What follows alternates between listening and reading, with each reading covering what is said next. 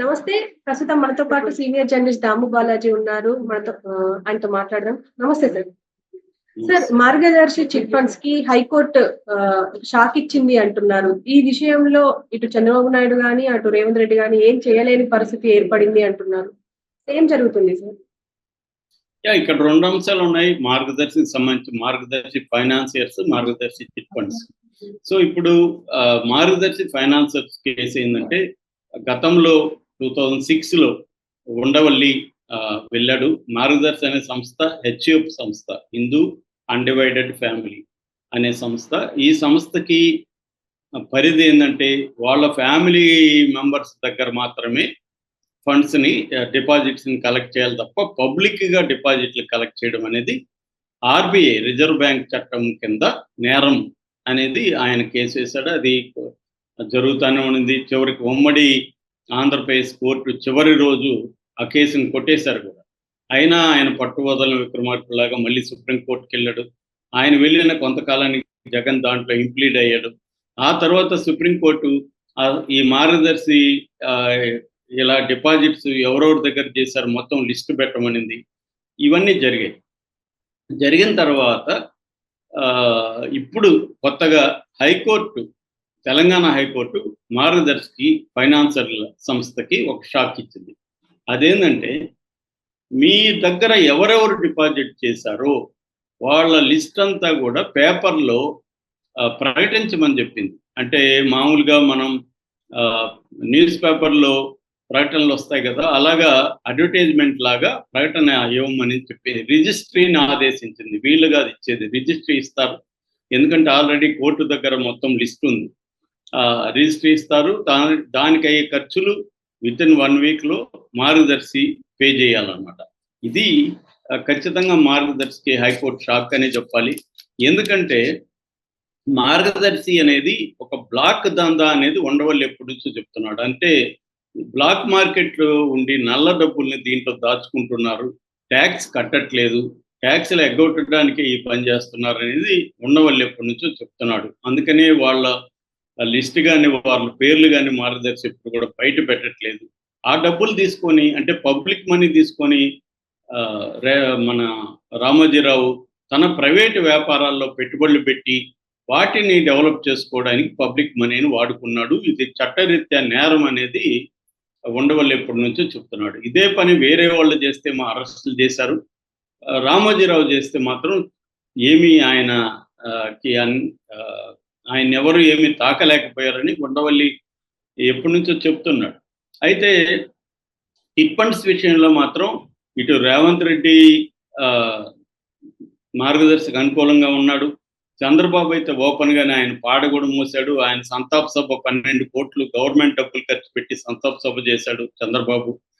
దాని తర్వాత వీళ్ళిచ్చిన కంప్లైంట్స్ కూడా సిఐడి ఉపసంహరించుకుంటుంది. అంటే కేసులన్నీ కూడా మార్గదర్శి చిట్ ఫండ్స్ మీద వెనక్కి వెళ్ళిపోయే అవకాశం ఉంది.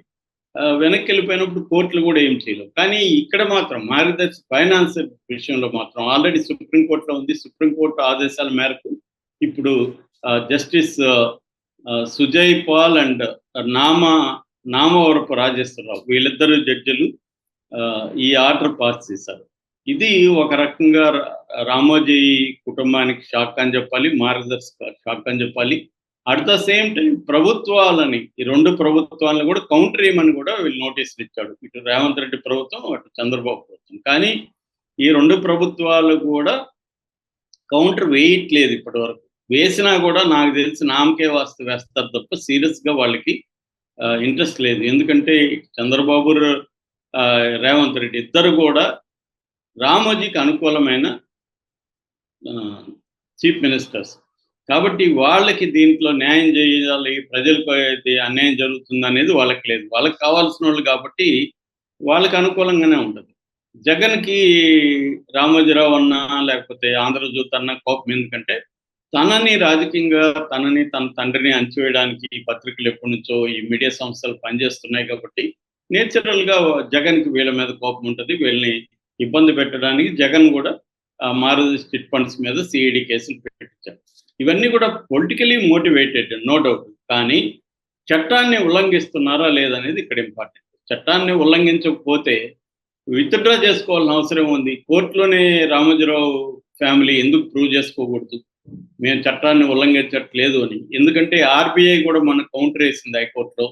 ఆర్బీఐ కూడా ఇది చట్ట వ్యతిరేకం, ఆర్బీఐ చట్టానికి వ్యతిరేకంగా కలెక్ట్ చేశారు అని ఆర్బీఐ కూడా కౌంటర్ వేసింది. అంటే క్లియర్గా ఆర్బీఐ గైడ్ లైన్స్ని మార్గదర్శి ఫైనాన్షియల్ సంస్థ ఉల్లంఘించిందనేది క్లియర్గా ఇప్పటివరకు అయితే మనకి అర్థమవుతుంది ఎవరికైనా కూడా. ఎందుకంటే సాక్షాత్తు ఆర్బీఐ కౌంటర్ ఇస్తుంది, కానీ గవర్నమెంట్స్ ఏం పట్టించుకోవట్లేదు. దాంతో మళ్ళీ చిట్లు వ్యాపారాలు ఆంధ్రప్రదేశ్లో స్టార్ట్ చేశారు మార్గదర్శి వాళ్ళు. ఎందుకంటే ఇప్పుడు ఫ్రెండ్లీ గవర్నమెంట్ ఉంది అక్కడ, కాబట్టి మళ్ళీ అక్కడ మొదలు పెట్టారు.